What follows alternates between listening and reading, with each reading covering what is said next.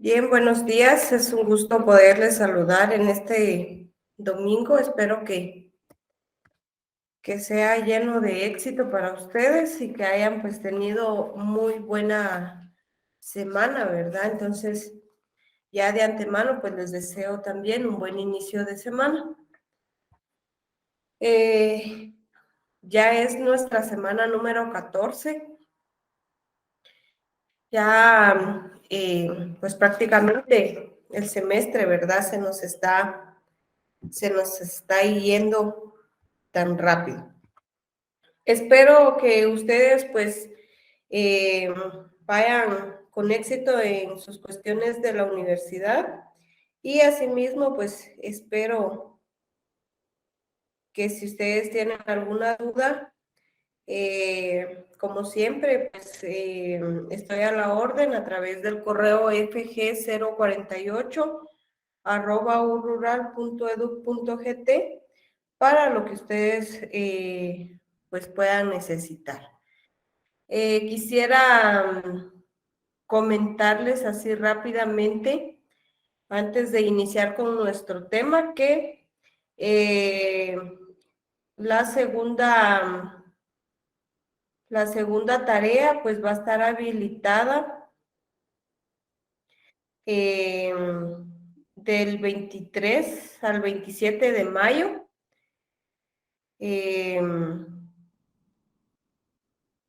desde las 8 de la mañana, ¿verdad? Al día viernes 27 a las 6 p.m.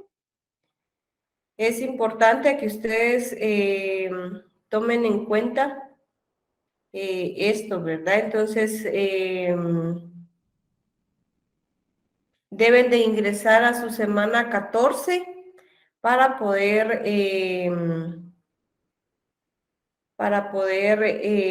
encontrarla, ¿verdad? Entonces, del lunes 23 de mayo hasta el viernes 27 tienen ustedes, ¿verdad? Para poder resolver su evaluación, ¿verdad? Entonces, tomar en cuenta esta información.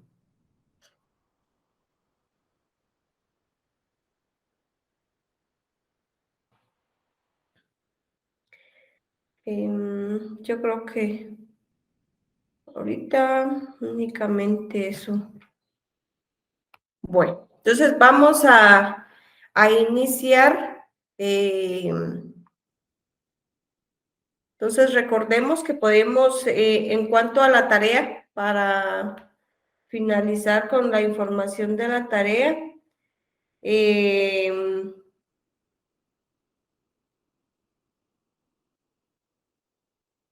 la guía prácticamente la puede usted encontrar en lo que es la semana 14, ahí trae la opción. Si pudieran revisar pues esta semana sobre la evaluación, sobre esta tarea y la evaluación pues del 23 al 27, ¿verdad? Va a estar habilitada, entonces por favor tomar en cuenta para no perder los puntos, ¿verdad? Así que bienvenidos a su curso de Derecho Laboral 2. Y para el día de hoy, pues traigo el tema, el paro. Así que vamos a pasar a identificar, pues, nuestro objetivo de clase. El objetivo de esta clase número 14 es que el estudiante, ¿verdad?, pueda conocer los antecedentes del paro, su naturaleza jurídica, la finalidad, definición y la clasificación, ¿verdad? También poder determinar el procedimiento para poder obtener la declaratoria de paro legal y del paro ilegítimo, así como distinguir las consecuencias de la legalidad o ilegalidad del paro. Entonces vamos a pasar ya de lleno pues a nuestro contenido que nos interesa y para el día de hoy pues podemos indicar que el paro pues tiene esos antecedentes, ¿verdad? Que van pues un poco de la mano de la huelga, pero este derecho de paro, pues prácticamente nació en la época posterior a la Revolución Industrial, ya que en esta Revolución Industrial, en esa época, ¿verdad?, de la Revolución Industrial, fue donde se inició, ¿verdad?, esa resistencia de los trabajadores y surge el derecho de huelga, ¿verdad? Entonces, en este caso, por eso se dice la época posterior, ¿verdad? Después de la Revolución Industrial, es que surgió, ¿verdad?, ese derecho de paro. La historia nos da a conocer que en esta época de la revolución industrial surge, ¿verdad?, esta cuestión de la explotación laboral y ante esa explotación laboral es de que surge, ¿verdad?, esa resistencia de los trabajadores con el derecho de huelga, ¿verdad?, que venía pues a poner un alto a esa explotación y poder tener mejores condiciones laborales. Entonces, en eso de los siglos XVIII y durante el siglo XIX, surge el paro. Surge como un arma, ¿verdad?, idónea contra el derecho de huelga, ya que ese derecho de huelga pues mantenía a muchos empleadores o patronos pues de rodillas, ¿verdad?, ante estos trabajadores que holgaban, ¿verdad?, si no se tomaban en cuenta sus condiciones o sus peticiones, ¿verdad? Entonces, vino a surgir este movimiento patronal que vino pues a decirle prácticamente al derecho de huelga, ya no queremos más abusos, ya no queremos estar más de rodillas, ¿verdad? Pero así como trajo sus ventajas, trajo sus desventajas también, ¿verdad? Porque si se daba un paro patronal, esto generaba pues muchas pérdidas económicas a los patronos y también, ¿verdad? Surgía esa posibilidad de que los competidores de estas empresas se aprovecharan y de esa paralización de labores de esa empresa para poder desplazarlos del mercado, ¿verdad? Entonces, debido a estas cuestiones, los patronos pues decidieron que se iba a utilizar pues de una forma muy poco frecuente, ¿verdad? Únicamente iba a ser utilizado, ¿verdad? Si era de mucha necesidad. Por esas razones es que quedó el paro pues relegado, ¿verdad?, a ser utilizado solo cuando las prestaciones que solicitaban los trabajadores fueran pues excesivas y, y este, y este patrono al que se le estaban solicitando pues atravesara, ¿verdad?, alguna crisis económica o tuviera como única salida, ¿verdad?, la paralización de actividades. Entonces, es muy importante tomar en cuenta de que no es que los patronos pues siempre deban de, de acceder, ¿verdad? Hay veces que los trabajadores también se exceden y pues no, el hecho de que se tenga una empresa no quiere decir que pues usted tenga pues muy buenos ingresos, ¿verdad? Hay que recordar que en una empresa, en una industria, eh, en un negocio, pues siempre hay, ¿verdad?, pérdidas, siempre hay ganancias y ese dinero pues siempre se invierte, ¿verdad? Entonces, a veces también se debe de saber si hay posibilidades, ¿verdad? Entonces, para eso nace lo que es el paro, ¿verdad? Para decirles, bueno, no tengo cómo cumplir esas condiciones y para que yo pueda cumplirlas debemos de hacer así y así, ¿verdad? Entonces, esas son las negociaciones que se deben de dar. Bueno, ahora pasamos a lo que es la naturaleza. El paro se sustenta en el derecho del empleador del empleador, perdón, a paralizar pues esa producción como propietario, ¿verdad? De los medios de producción y defender su posición, ¿verdad? Del más fuerte en la relación colectiva de trabajo por medio de la paralización de las actividades productivas. Es decir, que este derecho de paro, para poder determinar esa naturaleza, es importante tomar en cuenta que es un derecho del empleador, ¿verdad?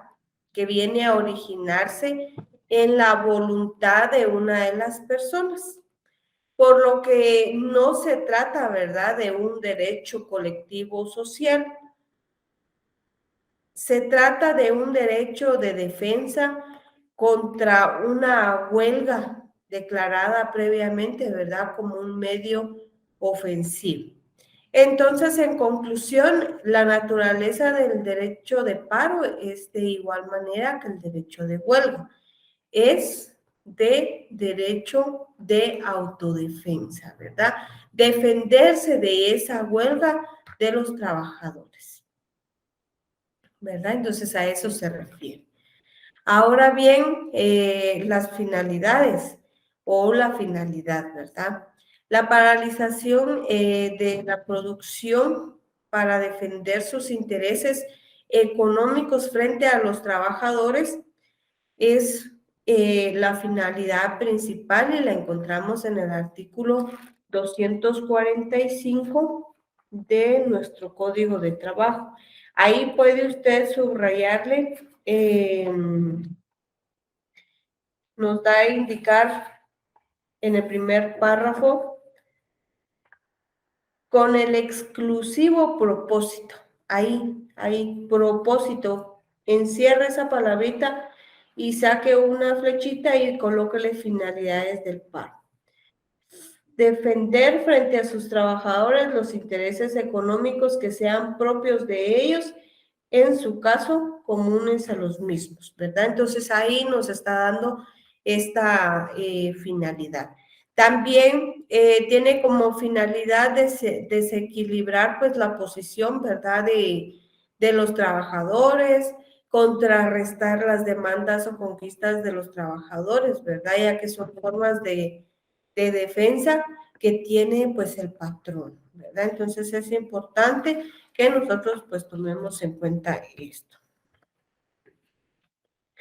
También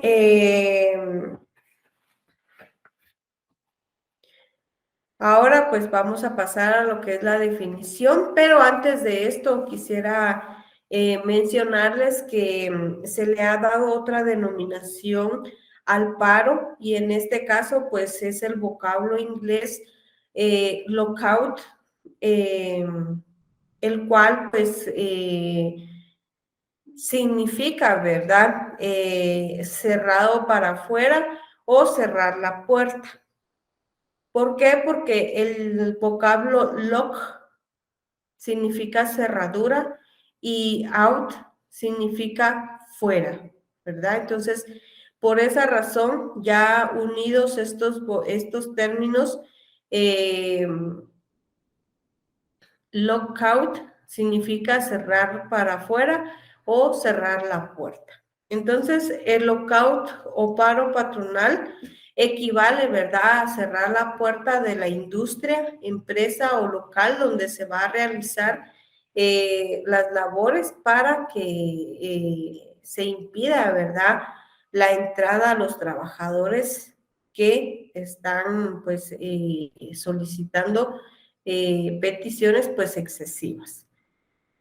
También el artículo 245, pues, nos establece, ¿verdad?, una definición de lo que es el paro legal, y nos indica que es la suspensión y abandono temporal del trabajo, ordenados y mantenidos por uno o más patronos en forma pacífica con el exclusivo propósito de defender frente a sus trabajadores los intereses económicos que sean propios de ellos, en su caso, comunes a los mismos, ¿verdad? Entonces ahí nos da a conocer,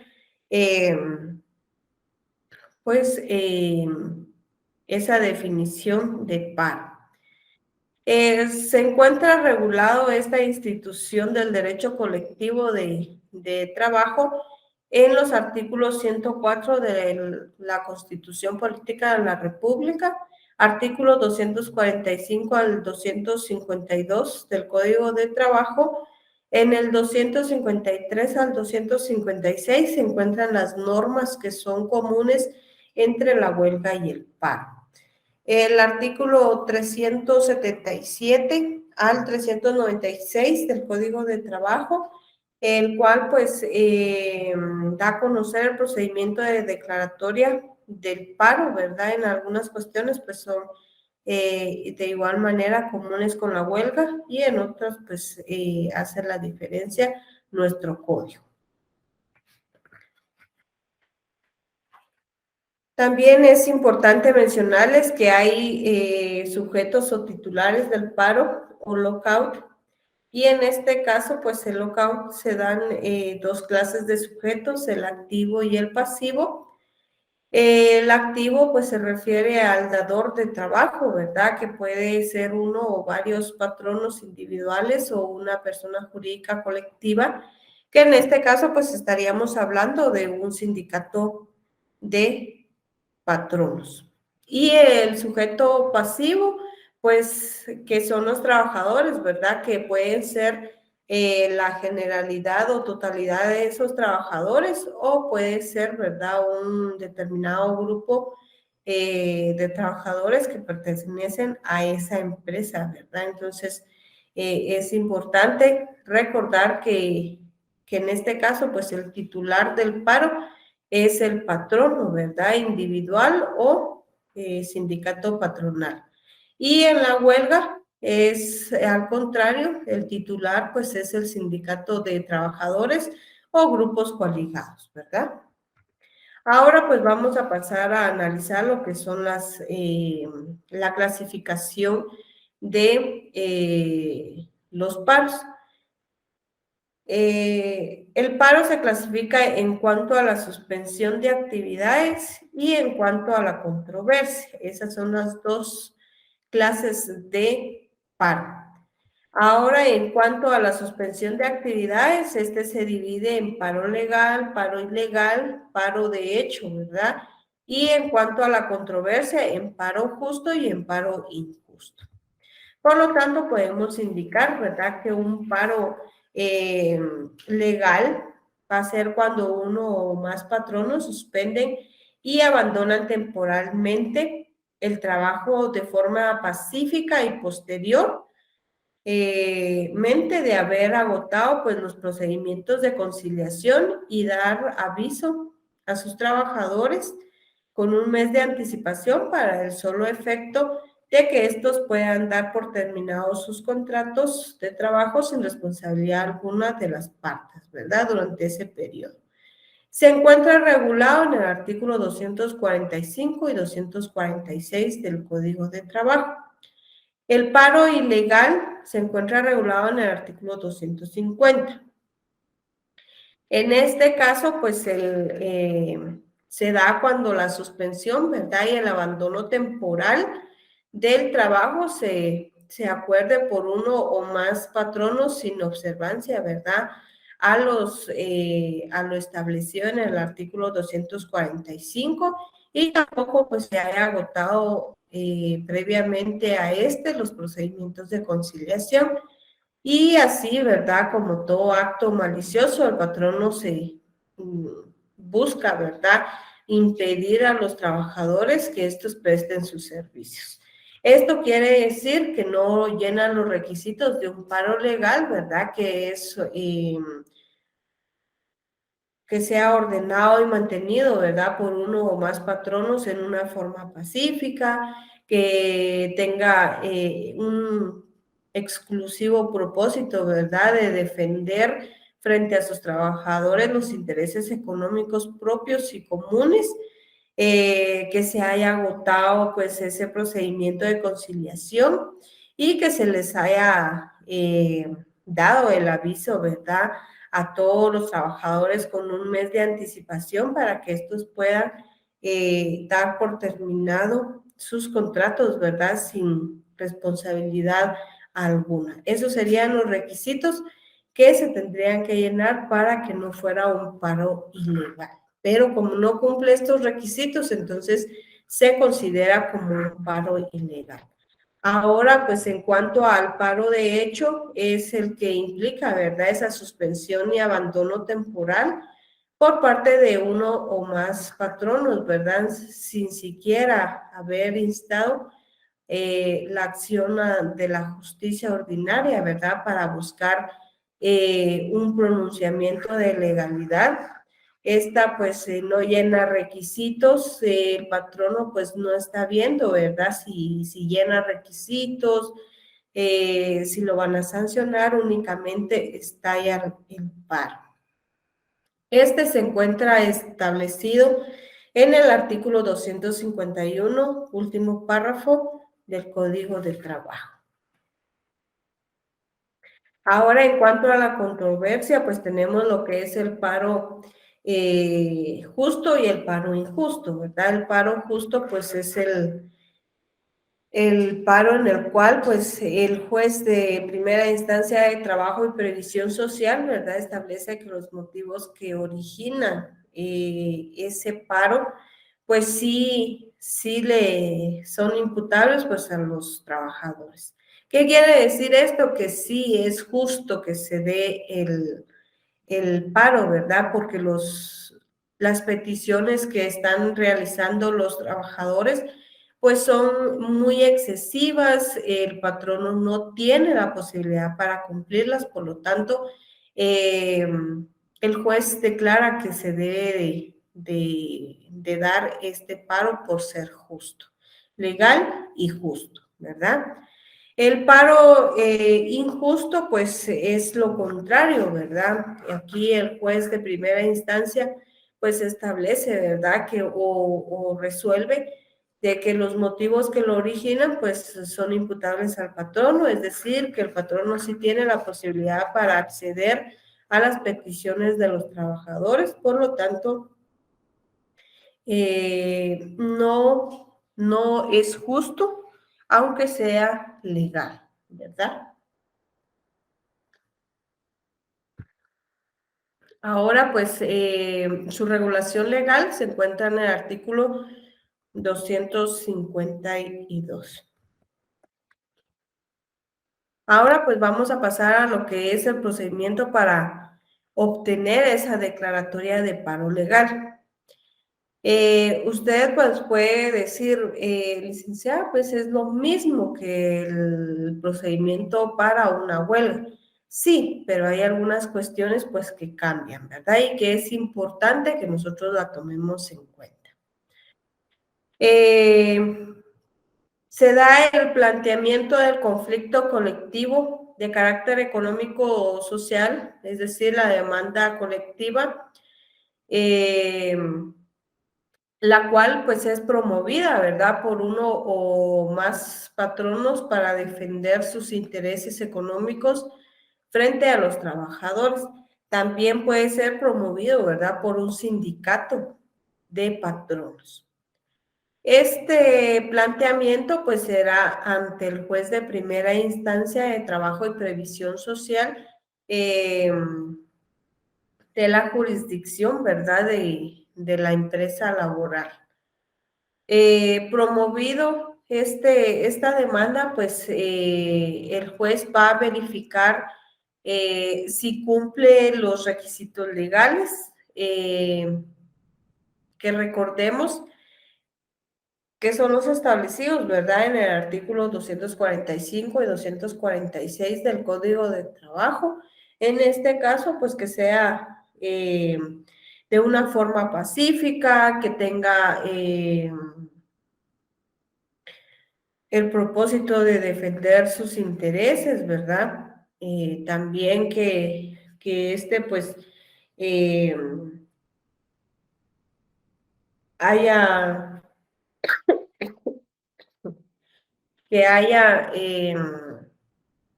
agotado ese procedimiento de conciliación y que se haya dado, ¿verdad?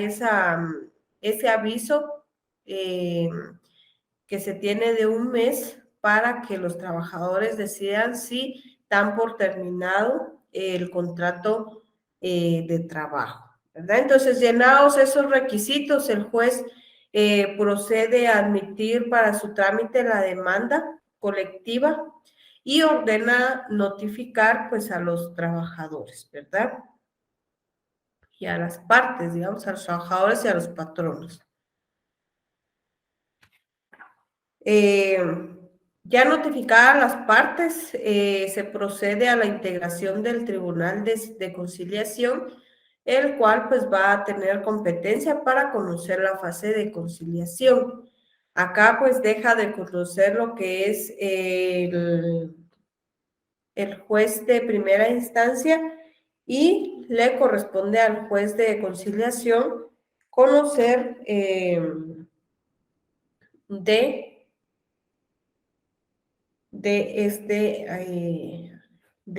esta fase. Entonces, recordemos, ¿verdad?, que la integración de este tribunal de conciliación, perdón, va a estar formada por el juez de primera instancia de trabajo y previsión social, ante quien se promovió el conflicto colectivo de carácter económico-social, un representante de los patronos o del patrono, un representante de los trabajadores y el secretario del juzgado de primera instancia de trabajo y previsión social.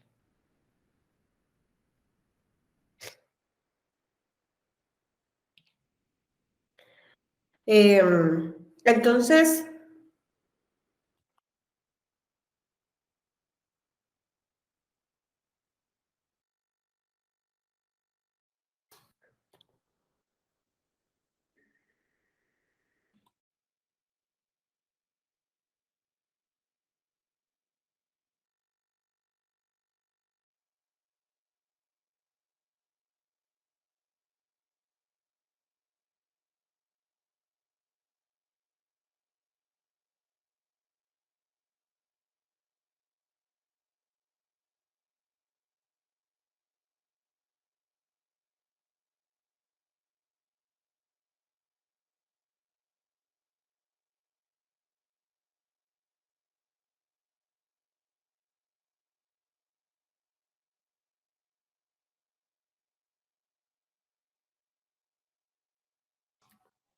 hay mil disculpas.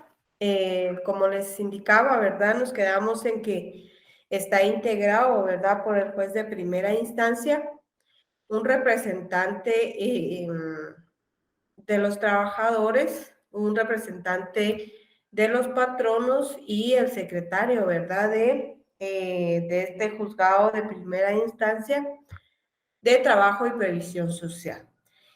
Recordemos que en esta fase de conciliación, como ya está integrado el Tribunal de Conciliación, este procederá, ¿verdad?, en un plazo de 15 días a convocar a 2 audiencias a los delegados que representan, ¿verdad?, a las partes del proceso para que estos, pues,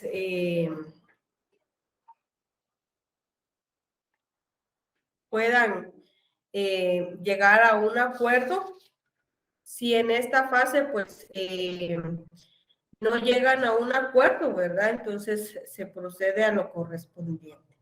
Hay que recordar que se puede dar una conciliación y si en este caso hay una conciliación, se procede, ¿verdad?, a dar por terminada esta fase de conciliación y esa controversia que se ha dado entre las partes y se procede a firmar y cumplir el convenio que se redacte en esta fase de conciliación. Si no hay una conciliación, se tiene, ¿verdad?, por fracasada la conciliación y el Tribunal de Conciliación va a proceder a dictar un pliego de recomendaciones, el cual, ¿verdad?, no tiene carácter coercitivo, pero que se les otorga a las partes para que puedan resolver esa controversia que existe. Si, como no hay conciliación, se continúa con el trámite, ¿verdad?, de la declaratoria del paro legal. Es importante mencionarles que en esta etapa no está permitido, ¿verdad? Está prohibido totalmente que usted pueda interponer recursos, excepciones o cualquier otra medida, ¿verdad?, que venga a entorpecer o a demorar, ¿verdad?, ese trámite del proceso, ¿verdad? Entonces, eso es importante que se tome en cuenta.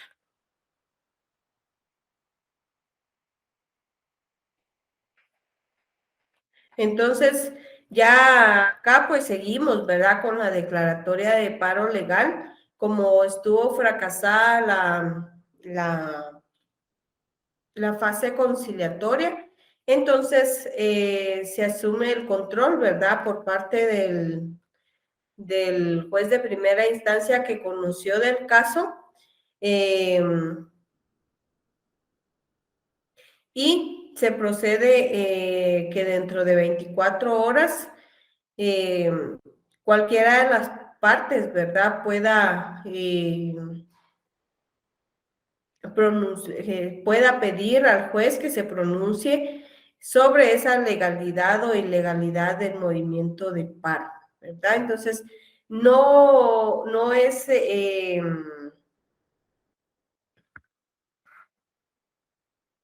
¿verdad? Entonces es necesario para poder ir al paro. Entonces el juez en ese plazo debe de indicar si la declara legal o ilegal, ¿verdad? Entonces el juez viene y verifica si el patrono o patronos han cumplido los requisitos legales establecidos en el artículo 245 y 246, así como el 242 literal B, que son importantes, ¿verdad? Es decir, en forma pacífica, agotamiento de ese procedimiento de conciliación, concluir el procedimiento de conciliación dando aviso, ¿verdad?, a los trabajadores con un mes de anticipación. Esos son los requisitos. Posteriormente a esa verificación, el juez de primera instancia de trabajo y previsión social, pues procede, ¿verdad?, a pronunciarse sobre la legalidad del movimiento de paro. Dicha resolución, ya sea que declare legal o ilegal el paro, será sometida a consulta inmediata, ¿verdad?, a la sala de la Corte de Apelaciones de Trabajo y Previsión Social para que ésta pues se pronuncie, ¿verdad?, al respecto y sea un pronunciamiento definitivo, el cual se dará, ¿verdad?, dentro del plazo de 48 horas.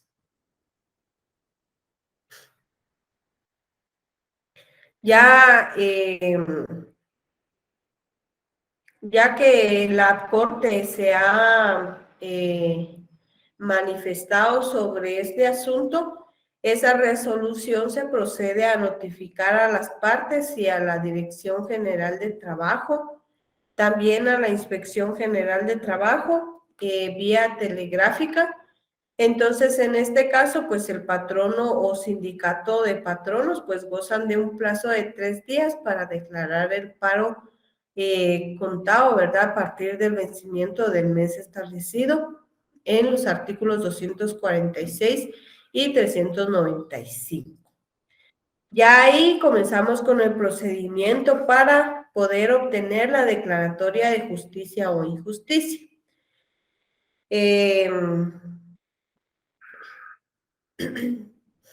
Se declarado el paro, ¿verdad?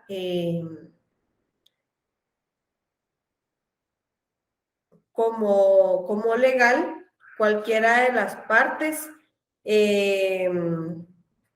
puede pedirle al juez que se pronuncie en relación a lo que es la justicia o injusticia, ¿verdad? De ese paro.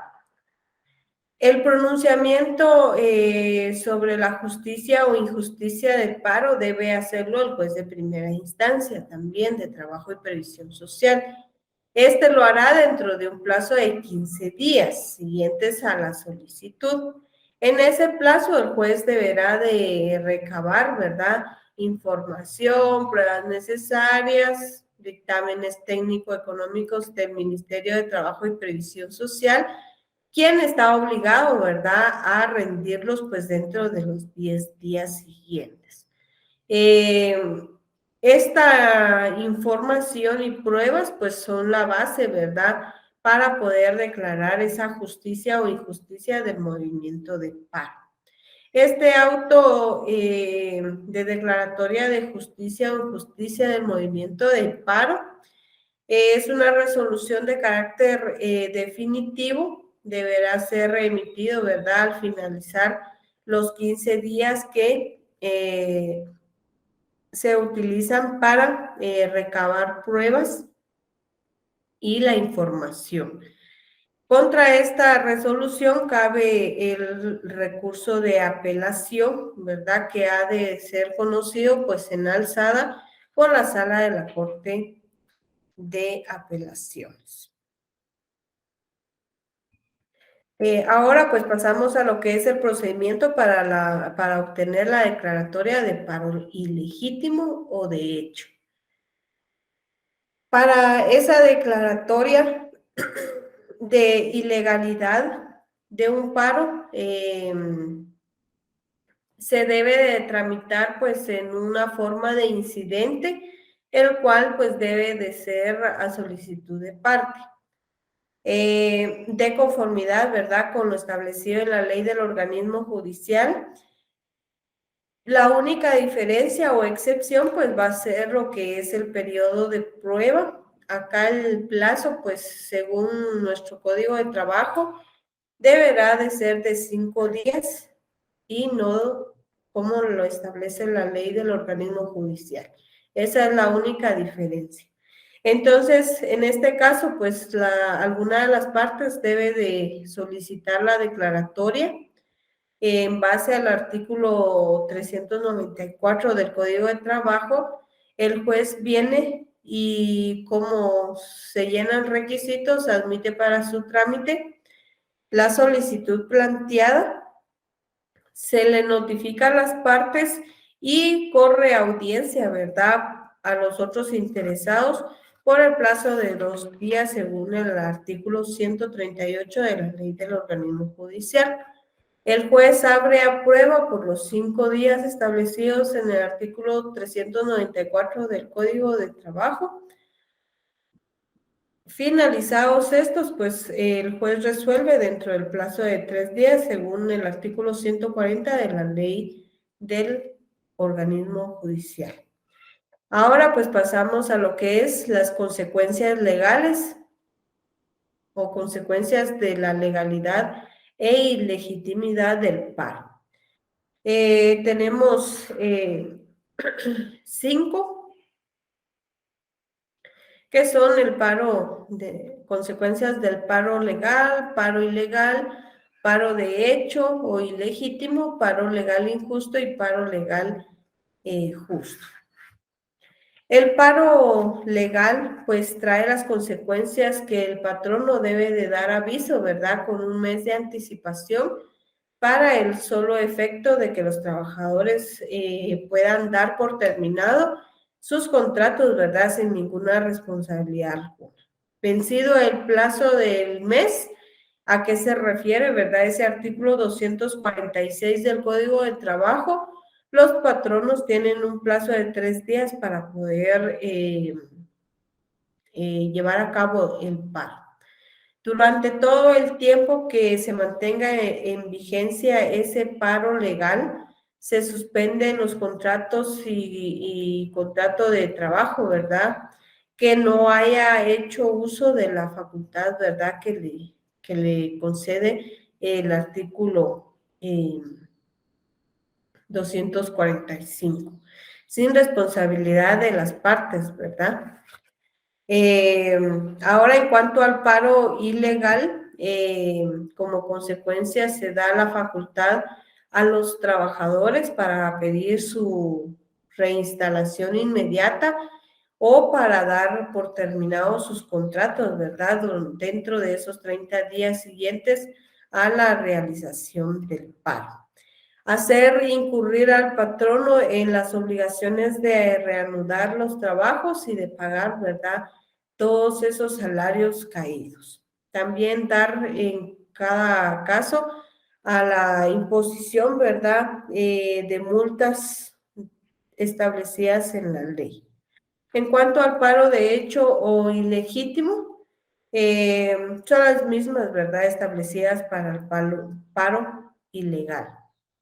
El paro legal injusto, pues el patrono debe pagar a los trabajadores los salarios caídos.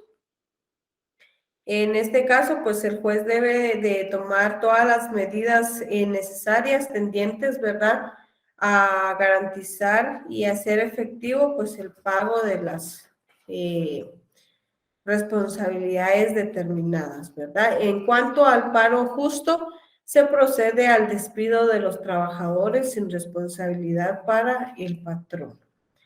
Importante mencionarles que hay normas aplicables, ¿verdad?, al paro legal que los tribunales comunes pues deben sancionar, ¿verdad?, de conformidad con la ley, todo acto de coacción o violencia que se ejecute, ¿verdad?, con ocasión al paro contra personas o propiedades, ¿verdad? Artículo 249 del Código de Trabajo. No puede realizarse, ¿verdad?, el paro legal en empresas de transporte mientras se encuentren, ¿verdad?, en viaje o no haya terminado las clínicas, hospitales, empresas de energía motriz, alumbrado, agua, telecomunicaciones, entre otras, las fuerzas de seguridad. ¿A quiénes no afecta el paro? A los trabajadores que estén, ¿verdad?, percibiendo salario o indemnización por accidente, enfermedad, maternidad, vacaciones u otras análogas. Responsabilidad de delitos, pues ahí sí que los delitos que cometa los patronos o el patrono durante el paro, pues ahí sí surge, ¿verdad? Si hay un delito, pues se le tomará en cuenta, ¿verdad? Bien, hemos llegado al final de nuestro contenido, para lo cual se les presenta en pantalla pues las preguntas correspondientes a esta semana.